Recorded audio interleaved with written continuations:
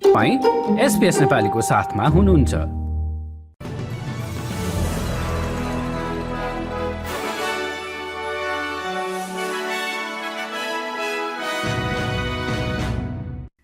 नमस्कार श्रोतावृन्द, SBS नेपालीको समाचारमा तपाईलाई स्वागत छ। म हुँ दिनिता।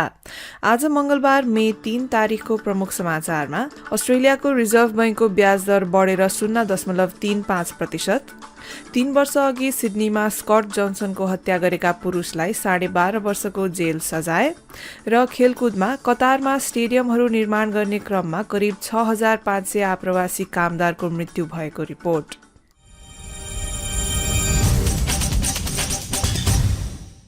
अब समाचार विस्तारमा।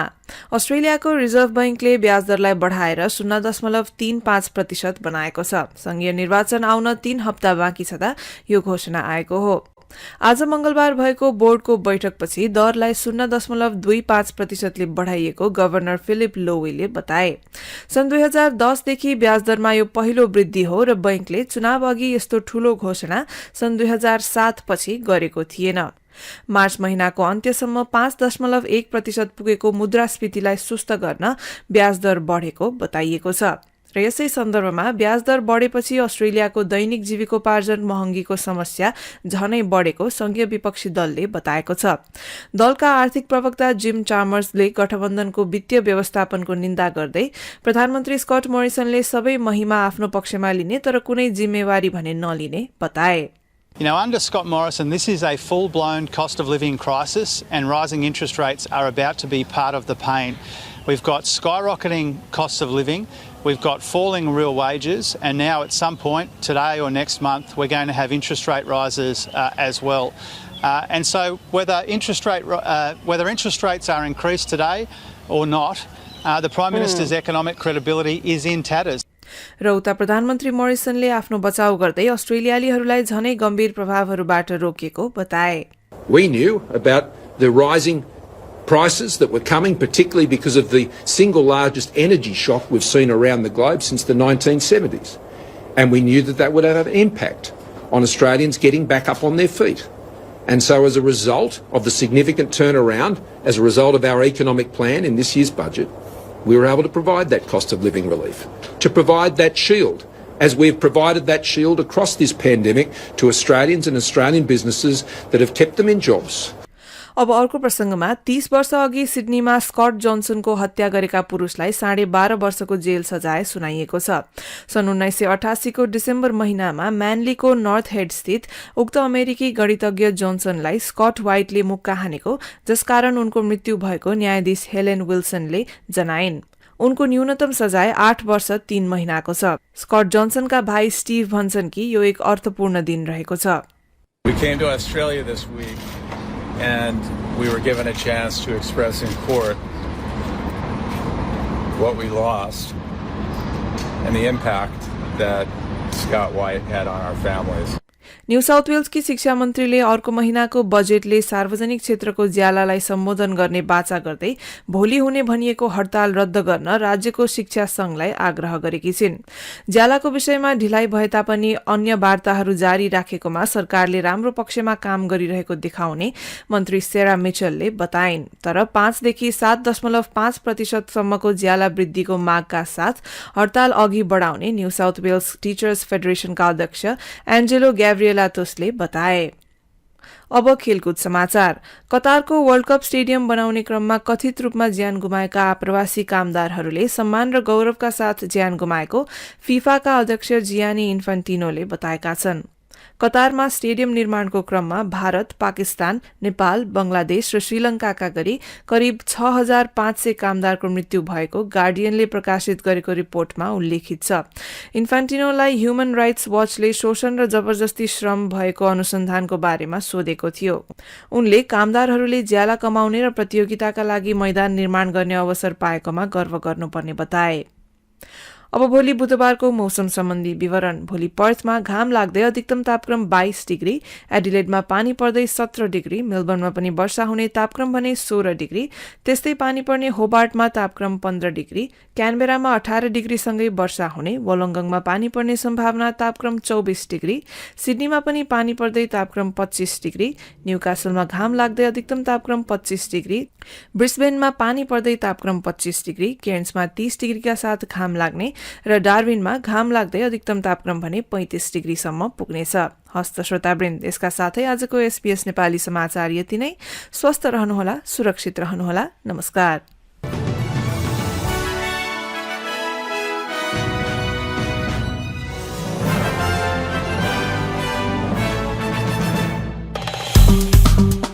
लाइक, शेयर र कमेन्ट गर्नुहोस्।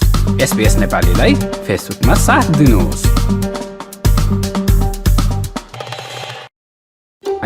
एसबीएस नेपालीको साथमा हुनुहुन्छ।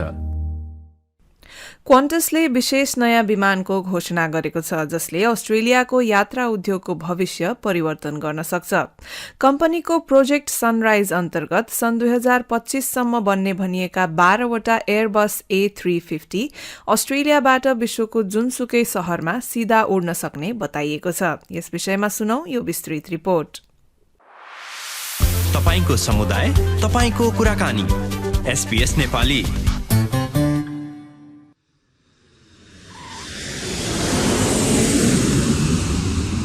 अस्ट्रेलियाको राष्ट्रिय वायु सेवा कम्पनी क्वान्टसले विश्वको सबैभन्दा लामो र बिना रुकावटको उडान शुरू गर्ने योजना बनाएको छ। युरोप जाने ती विमानहरूले अस्ट्रेलियाको पूर्वी तटलाई सीधा लन्डन, न्यूयोर्क र पेरिससँग जोड्नेछ। प्रोजेक्ट सनराइज नाम दिइएको यस योजनामा कम्पनीले 5 वर्ष काम गरिसक्यो र सन् 2025 को अन्त्यतिर यो शुरू हुनेछ। क्वान्टसका प्रमुख कार्यकारी निर्देशक एलन जोइसले सिडनीको विमानस्थलमा यो घोषणा गरेका हुन्। This is a big day for Qantas. It's a big day for Australian aviation. I think it's a big day for world aviation. Today, Qantas is making the biggest aircraft order in its history. 20 घण्टाभन्दा लामो दूरी रहने यी हवाई यात्राका लागि 12 वटा नयाँ Airbus 350 विमानहरूको निर्माण गरिने बताइएको छ। कोरोना भाइरस महामारीको समयमा थुप्रै कर्मचारीहरूलाई कामबाट निकाल्न बाध्य भएको क्वान्टसका लागि यो नयाँ योजनाले रोजगारीका अवसरहरू पनि ल्याउने जोइसले बताए।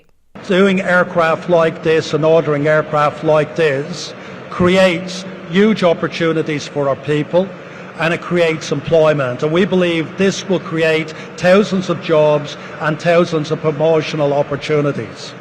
प्रोजेक्ट सनराइज शुरू भएको थियो सन् 2017 मा, जब क्वान्टसले 2 ठूला विमान निर्माण कम्पनी बोइङ र एयरबसलाई सिडनी, लन्डन र न्यूयोर्क बीच लगातार उड्ने विमान बनाउन एक ट्वीट मार्फत चुनौती दिएको थियो। यो मौका देख्ने बित्तिकै यसलाई हातबाट जान नदिएको एयरबसका प्रमुख व्यापारिक अधिकारी क्रिस्टियन शेरर बताउँछन्। We, Airbus, immediately responded via a tweet as we accepted this impeccable challenge. And it did set the tone for an exciting and most creative campaign, as we call it, that caught the imagination of the aviation world and beyond it, I think the travelling public all over the world. Neil Hansford strategic aviation सल्युशन्सका अध्यक्ष हुन्। उनी भन्छन् कि यस सम्झौताले क्वान्टसका लागि अन्तर्राष्ट्रिय बजारमा झन बढी प्रतिस्पर्धाको बाटो खोलिदिनेछ। What it does is that on the kangaroo route, which is basically the route to Europe, basically it's never been a high profit route. It's always been there's too many people serving it that on it, and now it gives Qantas a very clear advantage because the A380 won't do it, so Emirates won't be able to climb into this market. Singapore Airlines haven't ordered this the 1000, so it does give Qantas an advantage. तर यात्रुहरूको लागि उनको एउटा सन्देश के छ भने विमानका मूल्य चाहिँ कोभिड भन्दा अगाडिको स्तरमा फर्किदैन।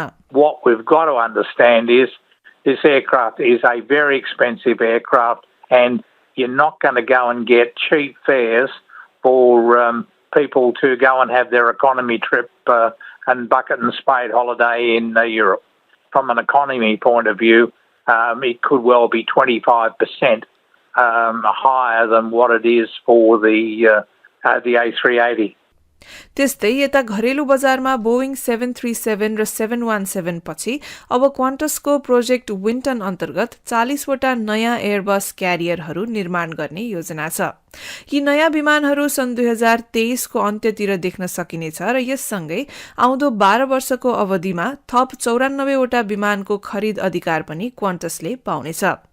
अस्ट्रेलियामा हाल कोभिड-19 प्रतिबन्धहरू हल्का हुँदै जाँदा यात्राको माग बढेपछि विमान कम्पनीका यी घोषणाहरू आएका हुन्। यससँगै क्वान्टसले सार्वजनिक गरेको आफ्नो व्यापारिक अध्यावधिक रिपोर्ट अनुसार सीमाबन्दीको समयमा 6 अरब 40 करोड भन्दा बढी पुगेको ऋण अहिले 4 अरब 50 करोडमा झरेको कम्पनीका जोइसले बताए। And we always said that Qantas needed to transform to survive. We were 11 weeks from going bankrupt in 2020. But we also had to do this to make sure that we took the opportunities when the market recovered and we could grab those opportunities. Aviation प्रोजेक्ट्सका प्रबन्ध निर्देशक Keith टोन्किन भन्छन् कि लामो निरन्तर उडानबाट यात्रुहरू थाक्न सक्छन्, तर कोभिड-19 महामारीपछि मानिसहरूले उडानलाई प्राथमिकता दिन थालेका छन्। So a lot of people, as a result of the pandemic, have really prioritised flying from one point to another and not having to go through somewhere else in the middle. And that is the same for whether you want to fly from one point in the world to the other or even just domestically. And so it kind of reflects the new way of people's travel attitudes. They don't want to have to go and stop somewhere, mill around with other people. They just want to fly from one point to the other and get there and get on with what they want to do. So it's much aligned with the trend that's emerged out of COVID-19. र अन्ततः क्वान्टसका यी नयाँ विमानहरूले कम उत्सर्जन गर्दै वातावरणप्रति कम्पनीको समर्पणसँग पनि मेल खानेछ। टोन्किन भन्छन् कि सम्पूर्ण विमान उद्योगका लागि यो निकै महत्त्वपूर्ण कदम हो। Globally, the aviation industry has been concentrating very hard on trying to achieve zero carbon ultimately. We're not there yet. There's a little bit of work to go through all sorts of different technologies for the propulsion systems and also the fuels themselves. And Project Sunrise, it's been claimed that it will be carbon neutral from the start, which is amazing. And just because of the reduced emissions initially on traditional fuels, but then through the Sustainable Aviation Fuel Project, we'll be able to achieve much greater reduction in the emissions. SBS न्यूजका लागि book यङद्वारा तयार पारिएको report SBS नेपालीका लागि प्रस्तुत गर्दै दिनिता। यो जस्तै अन्य प्रस्तुति सुन्न चाहनुहुन्छ? Apple podcast, Google podcast, Spotify मा हामीलाई खोज्नुहोस् वा तपाईले पोडकास्ट सुन्ने अन्य सेवामा। तपाई SBS नेपालीको साथमा हुनुहुन्छ।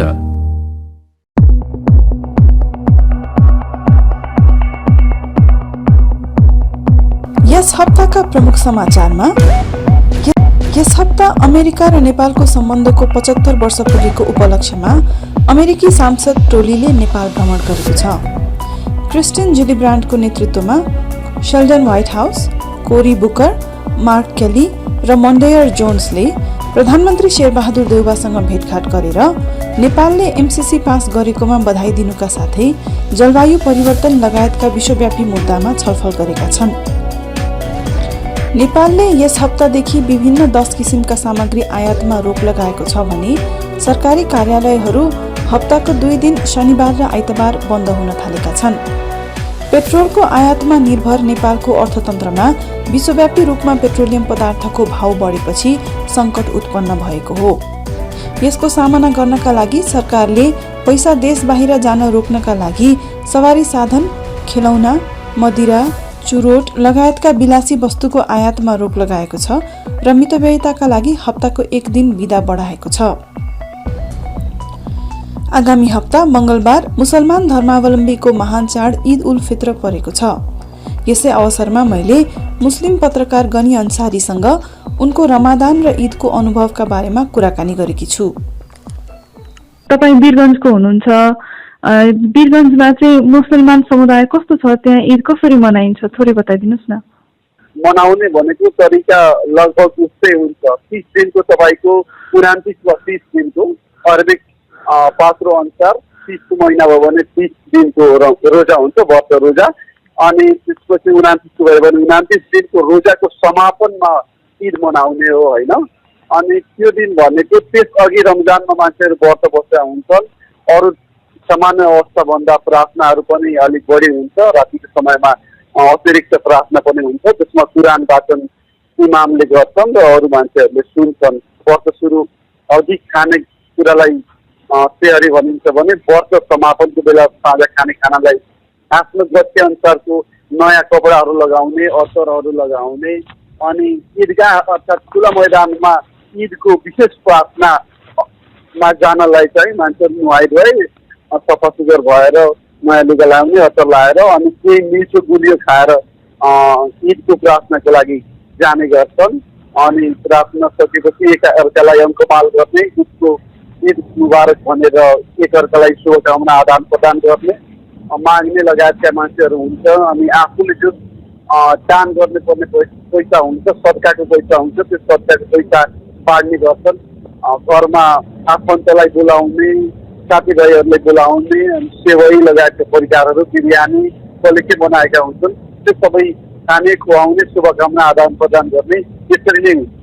हजुर, भनेपछि यो मुसलमान समुदायको सबैभन्दा ठुलो चाड हो। वीरगञ्जमा मुसलमान समुदाय के कस्तो संख्यामा छन्, कस्तो छ समुदाय, थोरै बताइदिनुहोस् न। त्यहाँ पनि अब मिश्रित नै छ, हिन्दू मुस्लिमहरू मिश्रित नै छन्। ठिकको उपस्थिति छ एकदम। अब नेपालगञ्जहरू अझ बढी छन्, तर तिनीहरूको अनुपातमा नभएर अलिक ठिकैको छ। मिश्रित सङ्ख्यामा मुस्लिमहरू छन्, मस्जिदहरूको सङ्ख्या, ईदगाहहरूको सङ्ख्या राम्रै छ। अरू पहाडका कतिपय जिल्लाहरू भन्दा। हजुर, अनि तपाईँलाई वीरगञ्जमा हुर्किँदाखेरि यो चाडबाडको बारेमा सबैभन्दा रमाइलो लाग्ने मनपर्ने कुरा चाहिँ के थियो?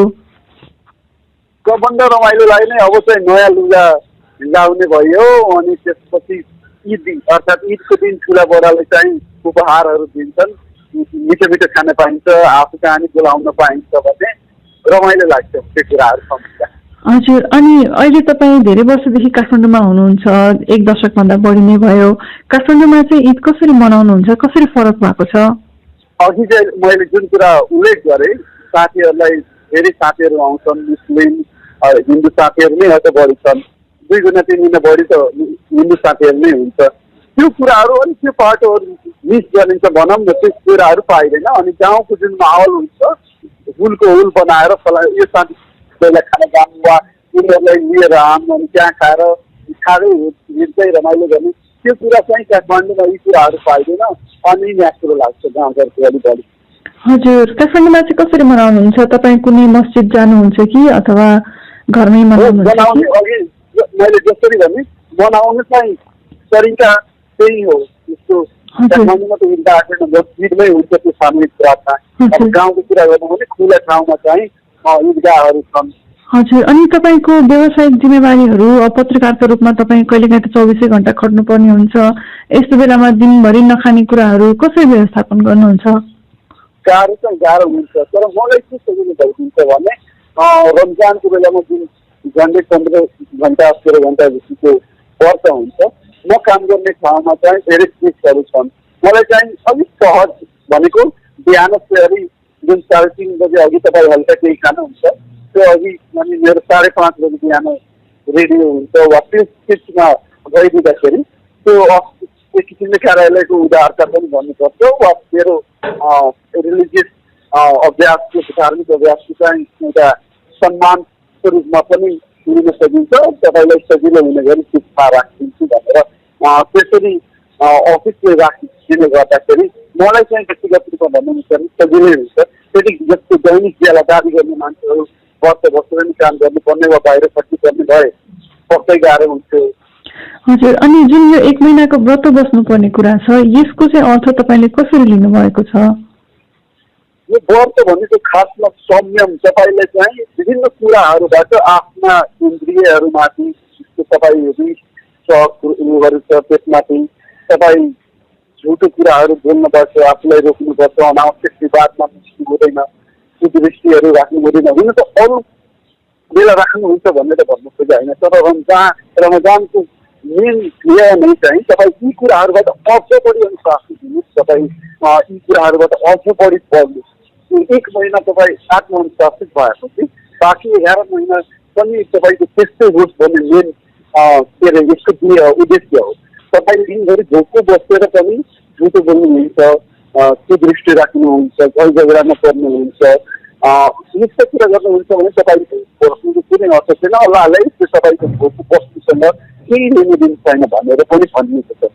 यो महिनामा चाहिँ तपाईँको वार्षिक बचतको 2.5% अनिवार्य दान गर्ने कुराहरू हुन्छ। विस्तारकै कुरा छ भने कतिपय मान्छेहरू वा जोसँग गर्थ्यो अनुसार त्यो मान्छेले मस्जिदमा लगेर कोही सोना किन्दा हुन्छ, कोही फलफुलहरू दिइराखेका हुन्छ। सकारात्मक बाटो भनेको चाहिँ यो लाग्छ मलाई दान गर्ने कुरा। जसरी रोजा इस्लामको 5वटा पिलर मध्ये आधारित स्तम्भ मध्ये रोजा एउटा हो, त्यसरी जकात पनि अनिवार्य नै हो। फेरि तपाईँले दिँदाखेरि जोसँग छैन खानालाई वा ईदकै दिन जसलाई लुगासुगा किन्नु छैन भने तपाईँ धनी हुनुहुन्छ भने त्यो तपाईँले चाहिँ दिँदाखेरि उसले पनि मनाउन पाउँछ। अनि अर्को के भन्ने छ भने सुन्दर बाटो भनेपछि तपाईँ दायाँ हातले दिँदै हुनुहुन्छ भने बायाँ हातले थाहा नपाओस्। अर्थात् तपाईँले दान दिएर फलानलाई मैले यति दिएँ नि भनेर खुट्टाको सार वा तपाईँ देखाउटी गर्ने कुरा त्यो चाहिँ एकदम डिस्कभरेज निरुत्साहित गरेको छ। रमजानसँग जोडिएका यस्ता धेरै कुराहरू राम्रा कुराहरूले चाहिँ एकदम पोजिटिभ तपाईँले सकारात्मक ऊर्जा दिन्छ। के अरे अनावश्यक संसारिक कुराहरू लोभ माया यस्ता चिजहरूबाट अलिक गरै बस्नुहुन्छ। आध्यात्मिक जस्तो महसुस हुन्छ, अब शान्ति महसुस। अब नेपाल जस्तो बहुसांस्कृतिक र हिन्दू बहुलता भएको देशमा अल्पसंख्यकहरूले आफ्नो धार्मिक अभ्यास गर्न पाउने स्वतन्त्रता कस्तो पाउनु भएको छ तपाईँले? त्यो चाहिँ हाम्रो एउटा सुन्दर पक्ष भनेको एकदम राम्रो छ। यो बिचको खुसियालीमा सहभागी हुने मुस्लिमहरूभन्दा हिन्दू साथीहरू धेरै हुन्छ। त्यसरी दसैँमा अरू साथीहरूले बोलाउँछन् वा छठ वा होलीमा जसै बोलाउँछन् त्यसरी मुस्लिमले मुख्य 3वटा ईद हुन्छ वर्षको, ईद उल फित्र र ईद उल अजहा। यी सबैमा एकअर्कालाई आउने जाने, एकअर्कालाई शुभकामना आदान प्रदान गर्ने मलाई चाहिँ मुस्लिम इतर समुदायबाट जुन शुभकामनाहरू पाइराखेको हुन्छु। अनि भनौँ न इफ्तार पार्टीहरू नै मलाई साथीहरूले दिइराखेका हुन्छ। अफिसमै कहिले काहीँ केही खानु पऱ्यो भने म रमजानमा व्रतमा छु भने साथीहरूले चाहिँ सरी पनि के 3 अगाडि खानुहुन्न भनेर अलिक पर गएर खाइदिने वा खाना सुरु गरेको भने सरी भन्ने। त्यसले चाहिँ अझ हामी एकअर्काप्रति कति सहिष्णु छौँ र हामी एकअर्का कुरालाई कसरी सम्मान गर्छौँ भन्ने कुरा नि देखाउँछ। त्यही भएर एउटा सुन्दर पक्ष पनि हो। अनि त्यो अभ्यास गर्नका लागि कुनै बाधा अवरोध छ जस्तो मलाई चाहिँ लाग्दैन। त्यो चाहिँ एकदम खुसीको कुरा, त्यो अतिरिक्त खुसी दिन्छ। यो कुरा हो हाम्रो समाजको जुन सौहार्दता छ अनि सहिष्णुता छ त्यसले चाहिँ अझ सुन्दरता थपेको छ। लाइक, शेयर र कमेन्ट गर्नुहोस्। SBS नेपालीलाई फेसबुकमा साथ दिनुहोस्।